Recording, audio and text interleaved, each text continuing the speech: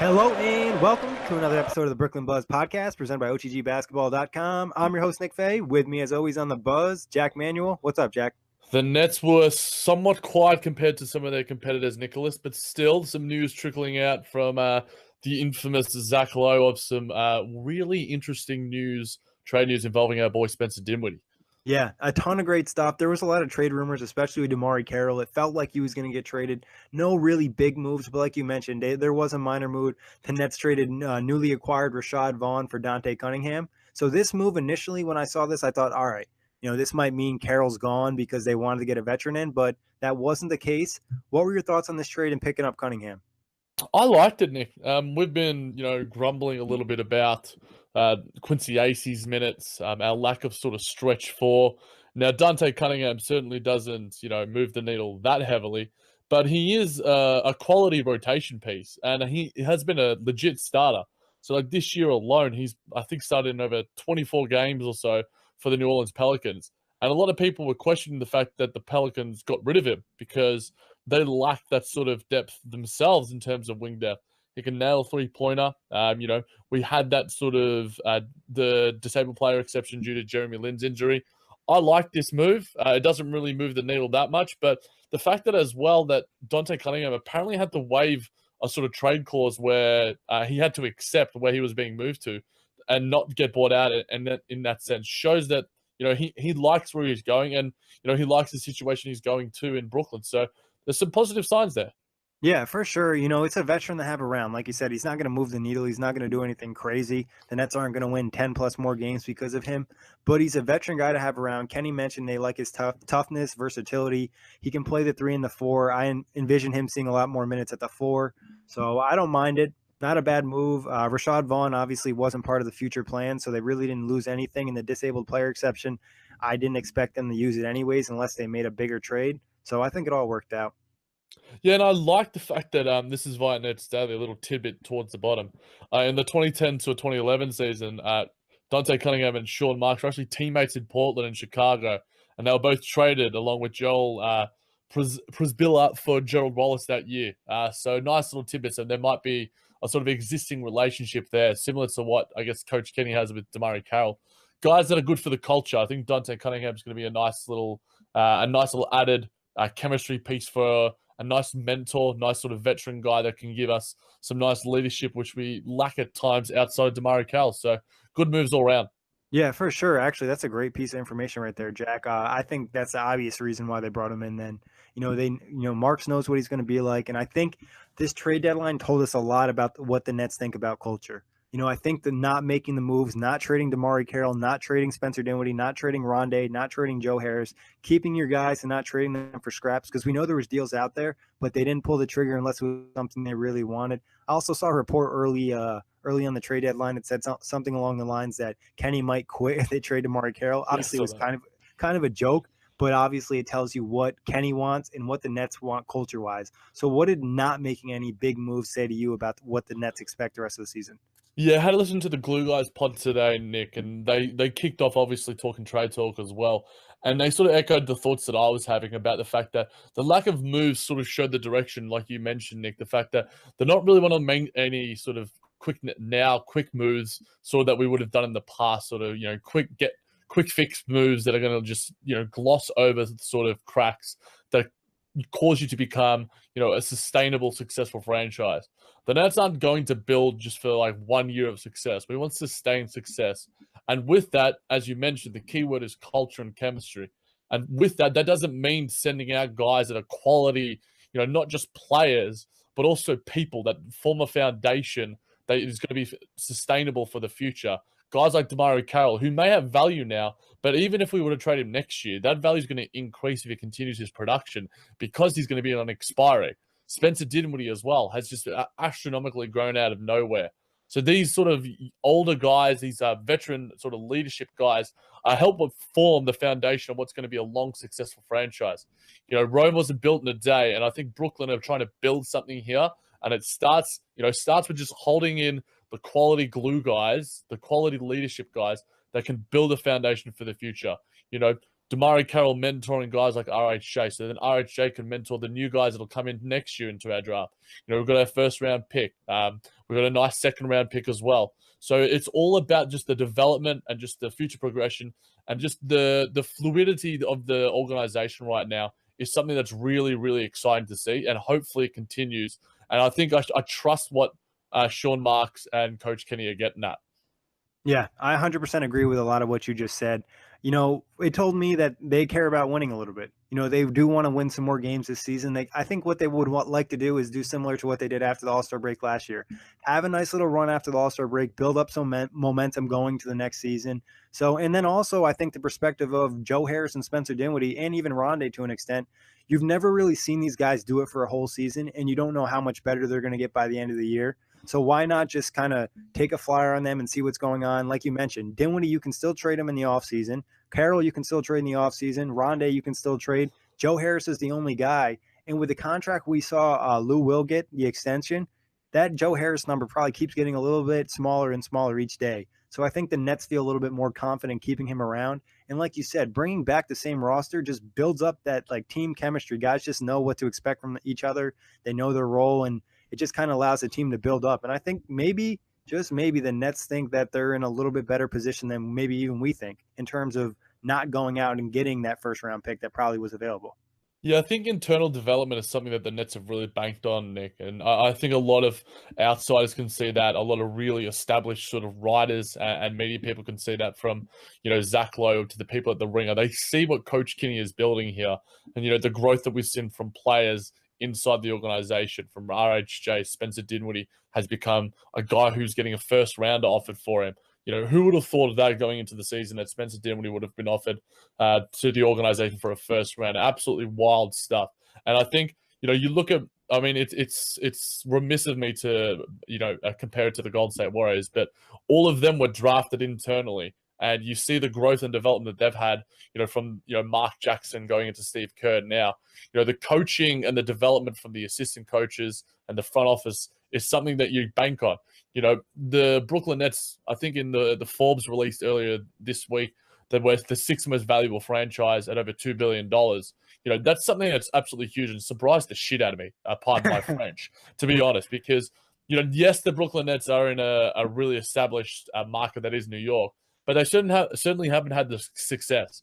If you had done this 2 or 3 years ago where the Nets were in the doldrums, I think we certainly would have had a far less valuation than we did, earlier in the week. And I think a lot of that credit goes to Sean Marks and Coach Kenny. And I think that value keeps on growing, not just because of, the way that we're going in terms of our play, but also because of the people we're bringing in and just the development in general. I think, you look at the players that we've got and the development they're having.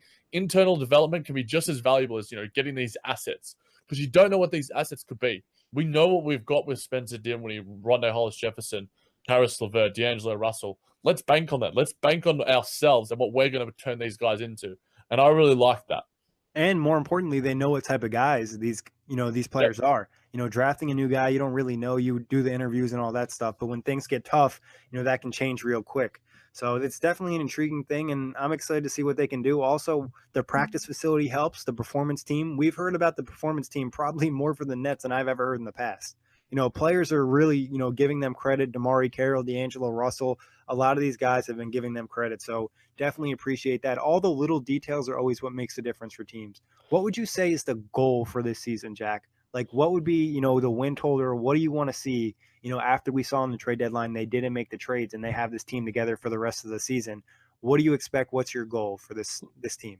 I'd like to see 30 wins, Nick. I mean, I think we probably might have mentioned it in, probably our earliest pods that we said 30 to 35 would be a really nice sort of goal. Last year, when our Nets were sort of, at that 10 sort of win range, we really came home strong. And, this is when you see other teams that are going to be likely trying to get those lottery picks. The Orlando Magic, the Knicks have lost Kristaps Porzingis, Phoenix Suns, Memphis Grizzlies, they really have nothing to play for, despite the fact that they've kept Tyreke Evans. All these teams are going to be looking to tank. The Nets have no reason to tank right now. D'Angelo Russell is improving. Jarrett Allen is improving out of sight. We have no reason to tank, and we have all the reasons to go out for the W's. I think I'm not really sure about schedule going forward, but we have had a tough stretch so far. So I think this nice little break going into the All-Star break is going to be really good for our squad. Hopefully Spencer Dinwiddie gets a win at the skills challenge, which would be kind of cool. But at the same time, I'd love to aim for that 30-win range. I think that would be a really 10-game improvement is a massive step. And if we were to win 40 games a year after, that puts us almost in the playoff race. But at the same time, we're looking at our pick as well. So I think we have all the reason to go for the wins this year, Nick. So I'm hoping for 30. What about you? I agree. I think 30 is a good number, and I think that's a number the Nets should have in mind. We mentioned that number, like you said, on the preview, but I also believe we mentioned it on the midseason review too, because that 10 win jump, and we also mentioned on the 100 pod for the NBA outlet when we talked about the championship. So we just keep improving by 10 wins. I think that'll make a big difference. You mentioned the pick next year. Now, not trading DeMarre Carroll can say, Zach Lowe mentioned this, I'll thought this to myself. If they had traded Carroll, it hurt them next year as well. Maybe they're not looking to really get a high pick next year, and they're just going to keep going for that winning type of culture. I think culture is more important than, if you create this losing culture, you look at what's happening in Philadelphia right now. I think it was TJ McConnell was saying on the JJ Reddick podcast how the culture was something that was left to be desired, to say the least. You're not really creating anything if you're creating a culture that accepts losing, that accepts mediocrity.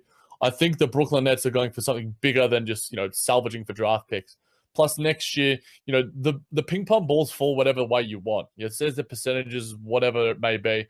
And, the restrictions come into force next year. So, despite the fact that the Nets might be still one of the less talented teams in terms of roster talent, we still may go for those W's. And I've got no qualms with going for a win if it means, internal development and we see D'Angelo Russell take another step forward. If it means we see Jarrett Allen take another step forward, Caris LeVert, these guys who are, 22 and under, we see Jahlil Okafor maybe take another step forward as well. I'd much rather see that and, go at the expense of, a 5 to 10 pick, because at the end of the day, you pick the player and you bank on your internal development. Right now, the fact that we're turning guys like that I don't think we've had anything higher than a 23 pick, number 23 pick in the past 5-6 years. We're turning these guys into very solid rotation players, if not better. So if we get anything 10 or under, which I think the Nets probably still will get based off talent alone, then I'm banking on our internal development. I think that's what it's more about the internal development rather than just the name and the number attached to it. Yeah, I agree. I think you don't tank next year. It says the opposite direction, especially after this trade deadline, because if you're going to tank next year, you should have traded maybe Dinwiddie for a first-round pick or traded Carroll and got something to get some more young guys. But I honestly think that they're going to make I think next year you have to push realistically for the playoffs. I think, the talent might not be there, but you have to push because D'Lo's at a phase in his career where I think next year he needs to make a big jump. Caris, we're going to expect another big jump from him. Rondae, show that consistency. I think there's still stuff to add to the game.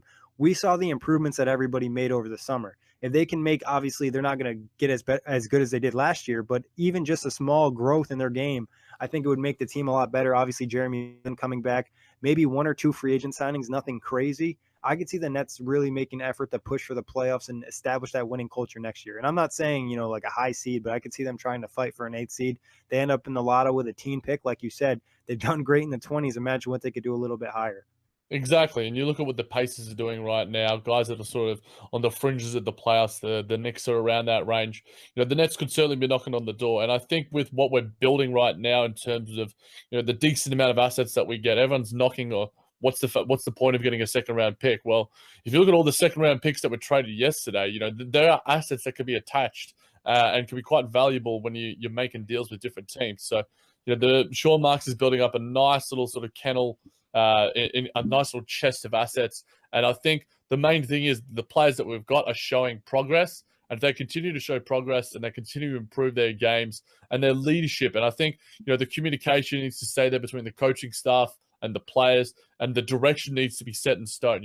We can't go out there and, Sean Marks is thinking, okay, well, up to the All-Star break, we'll see how we are. And then after that, we'll tank according to the fact where we're at. But if the direction is set and it's communicated to the players, which I believe in, I believe that the communication is one of the real strong suits of the Nets organization. But yeah, it needs to be clear and set, not just to, the younger players, but to guys like DeMarre Carroll, guys that are, are setting a big part of setting the culture down here, and they're valuable pieces in that set. So I think it's going to be an important year next year, almost a turning point year for the Nets. And whichever way we go, and the direction we go, as they say, trust the progress.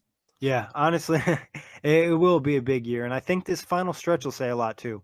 Obviously they have some guys banged up, which we'll talk about in a little bit. Before we get there, though, what do you think about, you mentioned this, you showed me a poll or two about it as well. Dinwiddie, obviously he's not a free agent this year, but next year, what type of deal do you envision Dinwiddie getting? Or does that deal all matter on next season? Yeah, look, it's an interesting one, Nick. Right now he's on probably one of the best deals in the NBA, alongside like a Nikola Jokic, who's going to be offered the max. Now, that's not to say that Spencer Dinwiddie is going to be offered the max. I mean, look at where the current, the CBA is at with a lot of teams, and a lot of teams are getting really wary about the contracts being offered. You mentioned Lou Williams getting a three-year, $24 million deal. Spencer Dinwiddie has youth on his side, obviously. He's about 6 or 7 years younger. So that's certainly a plus for him. But do we want to be offering him a $15, $16 million multi-year deal that could hamstring us when we already have, Jeremy Lin maybe has obviously opted in, which hamstrings us a little bit. Because at the end of the day, we're also going to be offering DLO a deal in the future. Rondae Hollis-Jefferson, if it continues to show this progress. Jarrett Allen. So I think the Sean Marks, it's a little bit of a balancing act. You want to reward the guys that you're developing, and you want to reward them with a decent payday.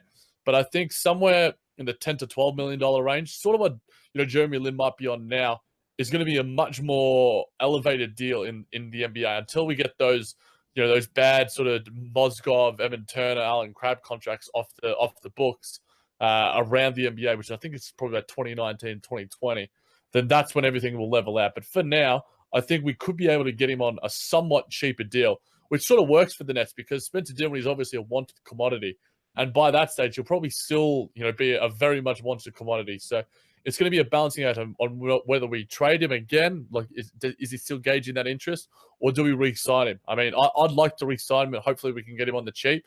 But at the same time, we mentioned my boy Joe Harris as well. He might be getting some money as well. So there's certainly plenty of juggling acts, plenty of balls that Sean Marks is going to be juggling over the next couple of years. Yeah, honestly, some of it is just the impact. There's so many different angles from it. Hypothetically, let's say D'Angelo Russell goes on a hot streak. He averages like 22 and 8, the rest of the season. Maybe they're like, all right, we can move Dinwiddie in the offseason. He still has great value. He's still an expiring deal and he's only under $2 million, between 1 and 2 mil. So that's just fire. So they could also do that. Then hypothetically, next season, Dinwiddie starts and does amazing. He gets himself a big deal in free agency the Nets couldn't match. Or next season he comes off the bench, DLO and LeVert start, or somebody else, or Jeremy Lin, or he is not getting as many minutes, and the Nets really get him on the down low. But there's just so many different variables for Dinwiddie that I really can't make a gauge on it, because obviously if everyone's healthy, his usage rate and the amount of times he'll have touches and shots next year will probably go down a little bit. So it's it's so many different factors that we really just don't know. So it's kind of hard to really gauge. Yeah, predicting the future, getting the crystal ball out, it's really tricky because there's so many doors that you could open. You could open door A and you see Spencer Dinwiddie getting a multi-year contract, a multi-year 8-figure contract. Door B sees us trading him because his value's at an all-time high. Door C sees him coming off the bench. Jeremy Lin takes some of his minutes. Caris LeVert progresses even further. We have that huge glut of guards. And then door D is another scenario that we don't even envision. We can't predict the future, despite the fact that we have done that a few times on the Buzz. This one's a little bit too tricky for me. And I think you make a really good point on that, Nick, because Spencer Dinwiddie, we didn't predict this in the first place. But nevertheless, I think the Sean Marks and Coach Kenny are excited, and I think as fans we're excited to see where the team goes. Yeah, regardless, people are complaining, oh, we have so many guards that need to play. It's not a bad thing. We have assets. We're starting to build up players that people want. Also, another factor for Dinwiddie will be if he's playing big on the Nets, are they winning or losing? Because guys on losing teams that are putting up numbers don't necessarily get the type of money that guys get that are on winning teams, even putting up lesser numbers that are more efficient. So I think that has a big factor. Well, but let's talk about Joe Harris. Like I mentioned earlier, I think his deal probably is going a little bit south right now in terms of, what his value would have been if he was a free agent the last few years. So the Nets might be able to hold on to him for cheap on a multi-year deal. And that would be absolutely perfect and would make me so goddamn happy, Nick. But I yeah, think it's really likely. I think it is as well. I think, the Lou Williams deal, signaled a little bit of a trend in the direction where everything's going. You look at where those exceptions are at, the disabled players exception, the mid-level exception. Lou Will basically signed for just under that sort of max mid-level deal, which is at about $8 to $10 million. And I think he signed just to have that security. Joe Harris might do the same. Despite the fact that, he has value around the league, are there going to be other teams out there going to be offering him, $8 million a year when Lou Williams, probably the best six man in today's NBA, is getting that he's sort of setting the market, setting the trend at that level. It's going to be interesting to see. And I think they mentioned, I can't remember, there was a report around that's saying that Joe Harris is seen as a core piece going forward. Oh, yes. I think it was a Zach Lowe piece. I think it was as well. None other. It'd be lovely to have him on the pod. So Zach Lowe, shout out to him. Shout out to the Low Post. But I see him as a core piece as well. I mean, I'm obviously quite biased in my love. That's been the case since the start of the year. And I mean, he started us for the last couple of games in the absence of Rondae Hollis-Jefferson, which I kind of like too. He's just one of those perfect people that every organization wants, that is so versatile in his role that you don't want to get rid of him. We mentioned just in terms of how he fits into our organization. So many guys just know their role and they fit so well. Joe Harris can alter in so many different ways that next year, who knows, he could become like a defensive specialist. And I think with Alan Crabb's form being so up and down, Joe Harris is the perfect guy to have alongside him as sort of like the 2.0 Alan Crabb, but almost like a better version. It's almost like, Spider-Man and Venom. That's an interesting one. I don't know who's Spider-Man, who's Venom. Well, like Venom, because Venom is now Tom Hardy. Like I really like Tom Holland as the new Spider-Man. Not that we're getting on the Marvel tangent, but I think, Joe Harris kind of looks a little bit like Tom Holland. And Venom, and I'm not going to compare Alan Crabb to Tom Hardy because Tom Hardy's one of the goats out there.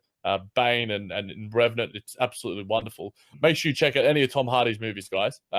Not to get off the Brooklyn Buzz tangent, but Tom Hardy's absolutely awesome. But yeah, it's going to be interesting to see how Alan Crabb improves and how that might affect Joe Harris as well. So there's lots of pieces here, and the fact that the Nets have so much quality and depth speaks testaments just to our entire organization as a whole and to the players themselves.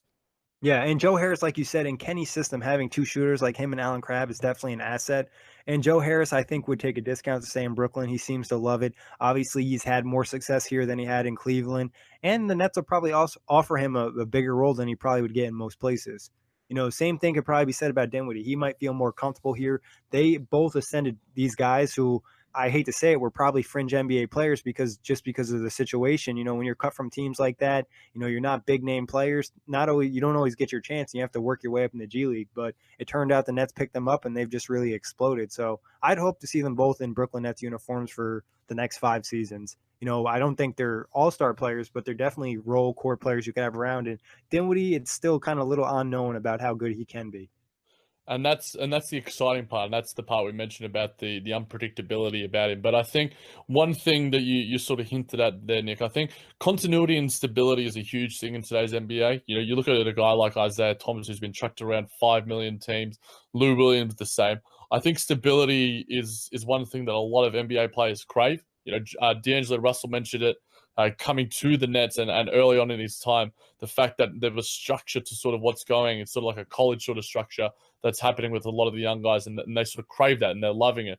And I think a lot of NBA players, no matter what age they are, they love the stability. When they're in a good environment, they want to continue it there. And they'd be willing to take a discount if that meant, continuing their NBA lives in a situation that, benefits them. So I think that's one thing that might entice, some of the guys that are currently there, like Joe Harris and Spencer Dinwiddie, to continue their time with us. Yeah, and a big topic Corey and I had on the NBA Outlet yesterday was relationships. So, and I think some of these guys have great relationships with, the people in the organization, coaches, Sean Marks, Kenny Atkinson. Like, you can see it out there, and the teammates really get along. Guys seem to hang out after practice and stuff, so that's really cool. But moving on from the trade and contract stuff, we'll talk about a little bit of the play on the court. Obviously, the Nets are struggling. They lost, I think, 8 of their last 9. What is the problem, Jack? Is it talent? Is it energy? Is it injuries? Is it bad play? Is it all of it? Or is there just one thing that's sticking out to you? There's a combo, Nick. I've got some defensive stats that I think are a little bit worrying. So, do I want to hear these, Jack? Do I want to hear these? You probably don't, but at the same time, they highlight an issue that when we're at our best, we mention whenever we talk about a good win, we always say, "Oh, the Nets held the team under 100 points, or whatever it is, or their hustle looked really good." So right now, over that period that you mentioned, we're last in deflections per game. So it shows that our hustle and our engagement on that end of the floor isn't really on. I think Rondae is a big missing piece in that. He's one of those sort of guys that can sort of really get some touches in the lanes. Our opponents have outscored us by an average of 9.5 points more than us. We've averaged 102 points over this span. They've averaged over 111.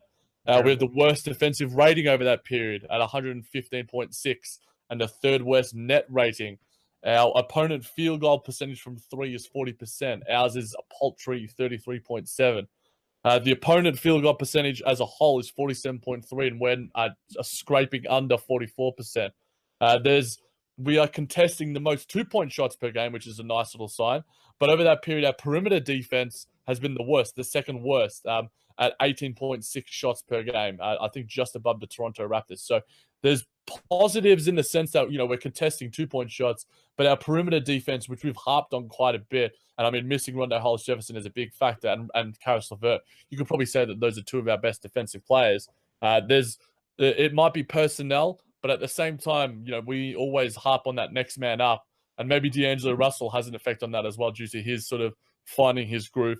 But we've seen some nice moments as well from guys like Jarrett Allen, Jahlil Okafor, but it hasn't been a pretty stretch, Nick. And I mentioned to you before the pod that I'd come out here with some stats, and hopefully those don't depress too many of our Nets fans. Yeah, I mean, there's some positive and negatives, like you said. I think the contest at twos probably has a lot to do with Jarrett Allen. He's obviously the quickest big the Nets have in terms of rim protection, and he's done a good job with that.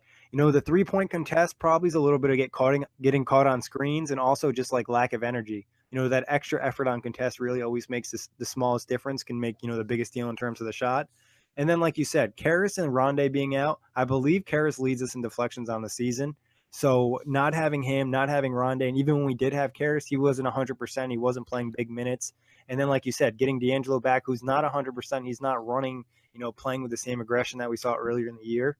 So I think it's a combination of things. And the guys kind of look a little bit gassed almost. Like out there, they don't have the same energy we saw early in the year. I think some of that could do with the fact that a lot of these guys have never played minutes like this in their career. Like they haven't played big minutes in the NBA yet. Some of them haven't even played big minutes in the NBA like for a half a season. So getting all these minutes right now and all these guys banged up having to play so much, I think it's starting to take a toll on the team. And the pace, like we mentioned, they've slowed down the pace, which probably is hurting the offense, but it's also helped them get some more rest. But I still think the guys look a little tired. Yeah, I think tiredness is one really big thing, Nick. I think we're sort of clamoring for that All-Star break, because I know that we're probably going to have some much better form going into the sort of second part of the season, so the sort of key part of the season, the crunch time of the season, so to speak. We don't have anything to really fight for, as we mentioned earlier in the pod, in terms of playoff positions, but there's certainly pride on the line, and we want to get that 30-win mark. That'd be a nice little achievement. And I think that these things that we mentioned about, like, the percentages, our defense, and our hustle stats, these are things that can be easily corrected with just energy, some game film, and going, okay, so this is the screen you need to fight for. You need to go above the screen, not under the screen, and getting just the personnel and getting a healthy squad out there.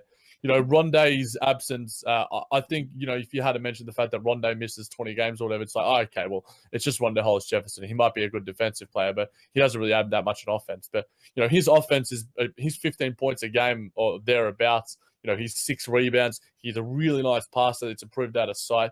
I think he's probably been one of our best players this season with Spencer Dinwiddie, and missing your second best player, you take your second best player out of any team, and you're going to struggle. And, Caris LeVert as well. It puts a lot of, emphasis back on a guy like Spencer Dinwiddie when he was at the start of the season, and then it adds to his tiredness. So it's sort of like a cyclical effect when you look at it all, Nick. Yeah, and I said this last year with Jeremy Lin being out.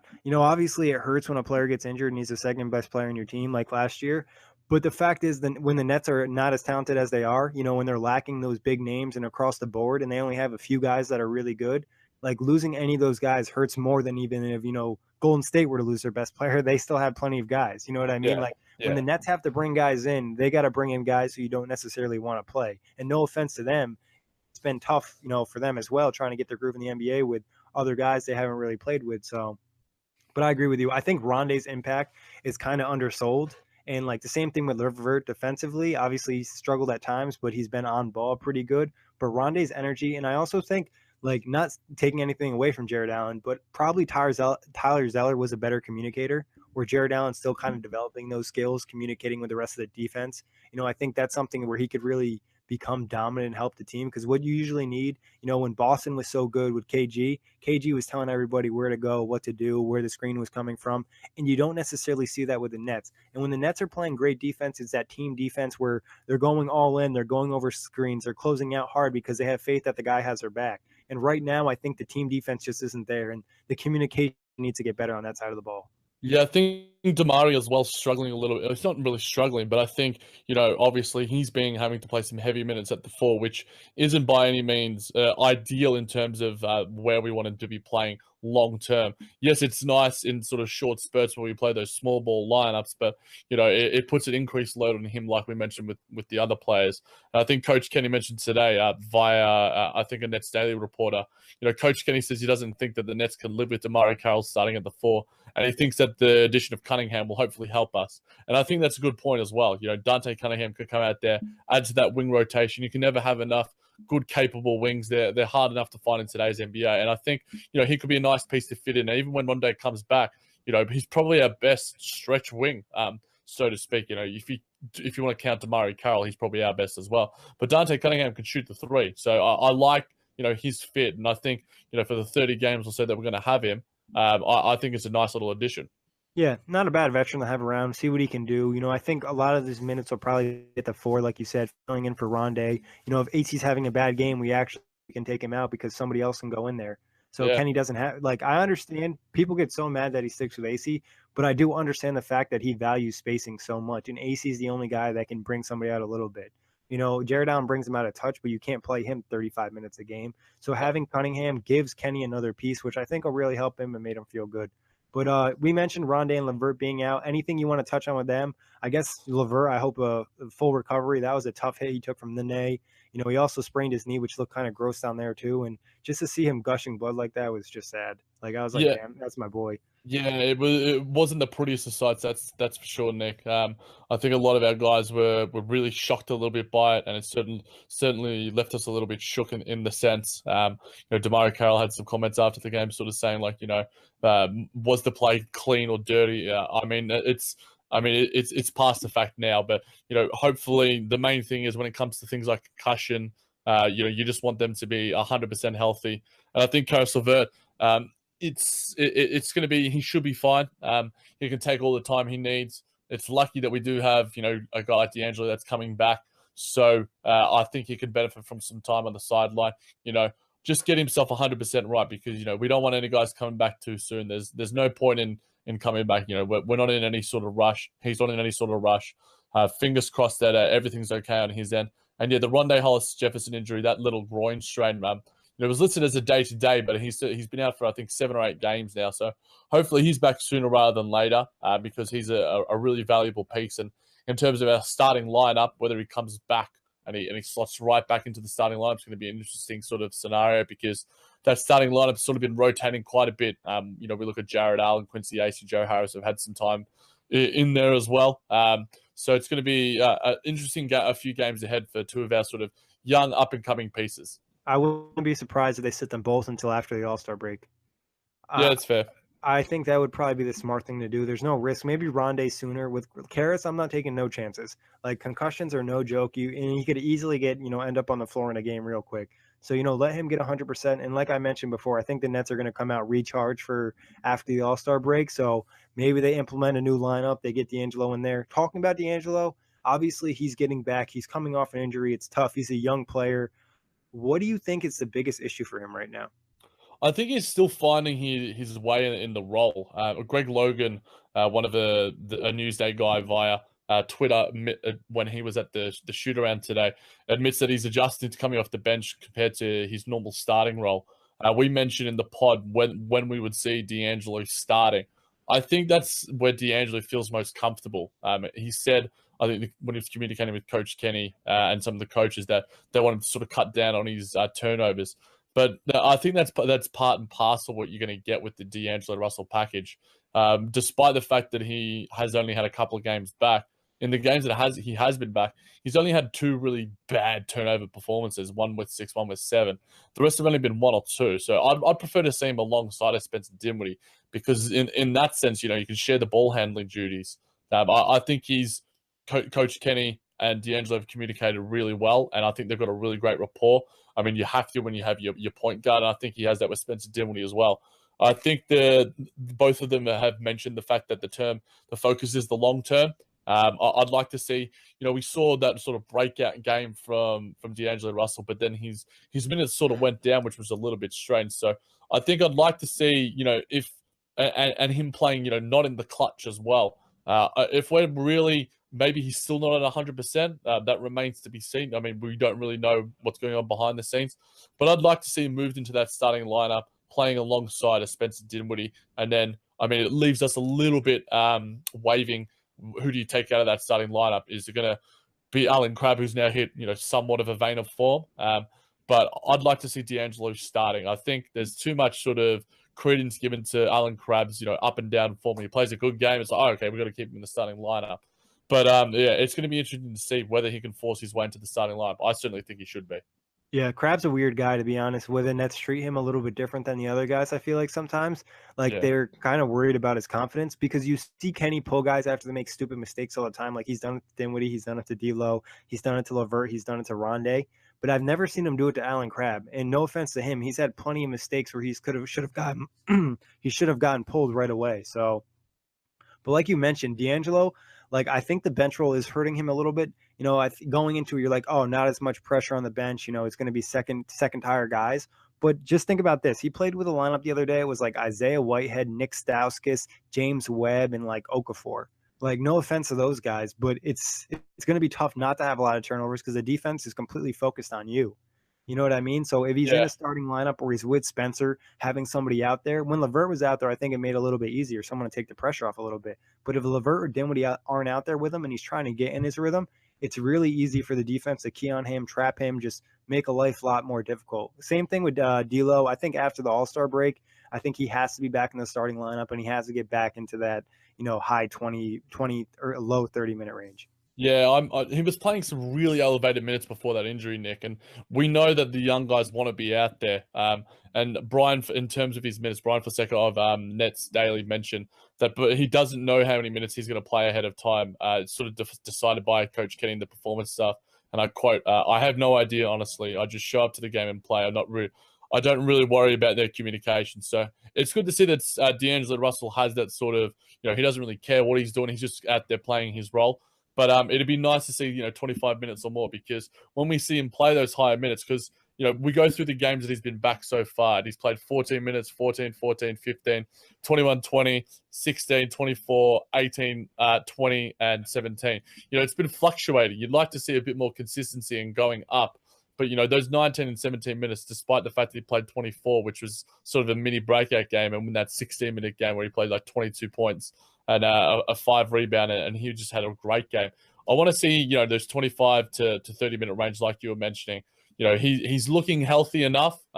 So I think we start to see some higher minutes, and hopefully, I mentioned that he should be back in the starting lineup within a game or two.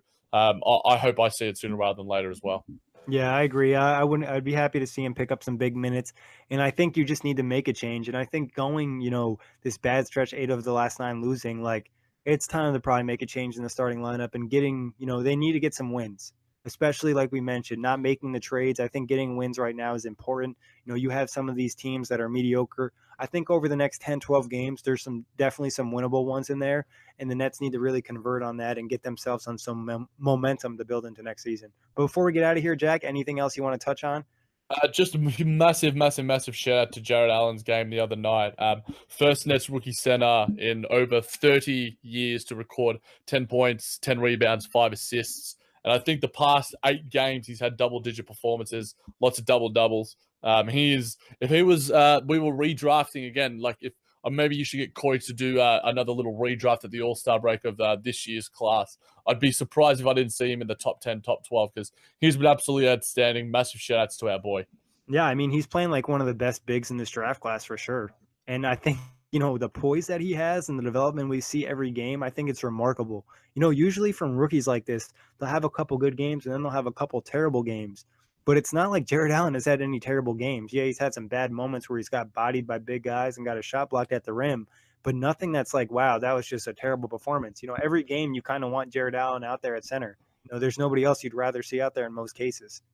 Definitely. And I mean, over the stretch that we've been talking about, the 8 or 9 games, he's been averaging almost 14 points a game, a little bit over 7 rebounds, a bit over an assist, almost a bit over half a steal, almost 1 block a game, only 1 turnover, and at almost 70% field goal.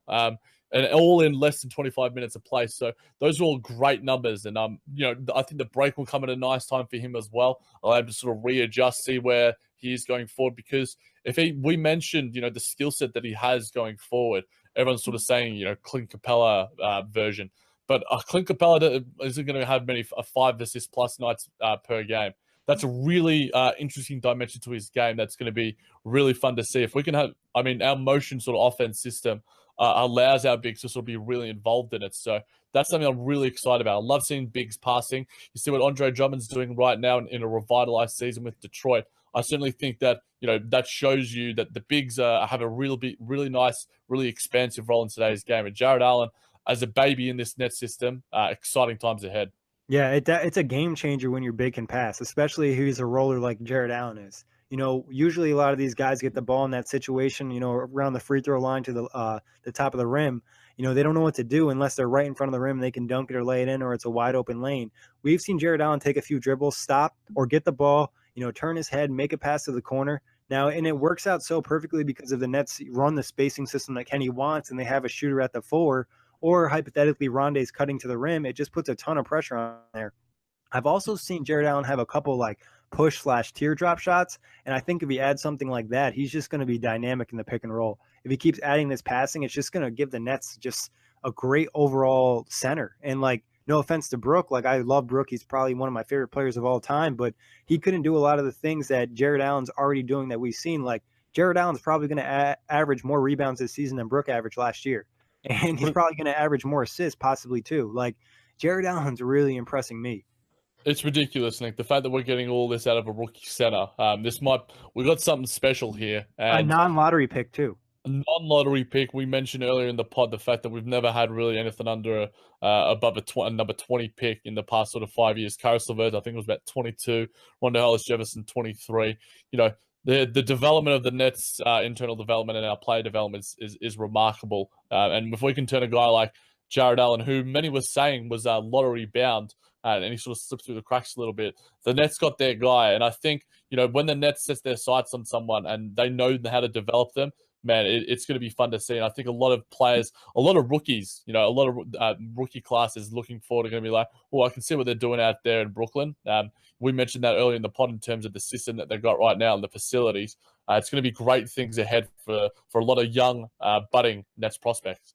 For sure, and it just is exciting. And like, shout out to Sean Marks and the whole front office and what they've done. Like we mentioned last time on the pod, getting this amount of talent and just giving us some faith for the future is great, because 2 years ago we had no idea where we'd be at all, especially with Boston having our picks. But that wraps it up for today. Jack, as always, great show, and thank you everybody for listening. You can catch us on iTunes, Blog Talk Radio, and OTGBasketball.com.